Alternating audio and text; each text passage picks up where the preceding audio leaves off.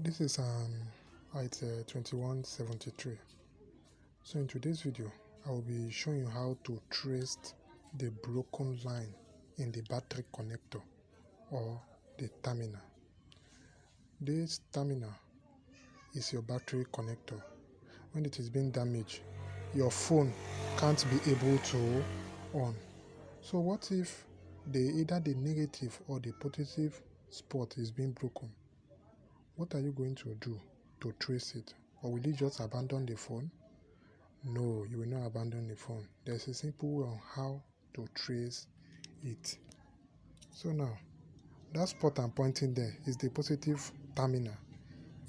Here is the neutral leg, while this side is the negative. So now, let's use the positive spot. For example, what if this spot is being broken beyond repair? What are you going to do, or how can you trace it and work it? Before going to that point, let's look the diagram I just sketched. I can't draw well though. So I just draw a terminal and a battery connector and I label it. Here is a battery connector. Look at this side here. It represents this side. Look at the middle side, which is the NTC.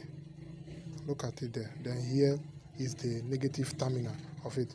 Now, if this side is being broken, which is the positive terminal, how can you trace it? Well, this positive sign is being indicated by the plus sign. So now, when you are tracing it, you look for what we call the V-bar.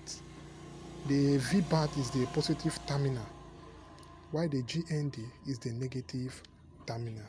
Look at it there. V-bar, positive terminal, represented by plus, while the GND, the negative terminal, represented by minus. So now, let's trace it. So it is very important to know how to read your battery terminal. Let me pull it up. My phone is not good. Take a good look. Take a good look at it.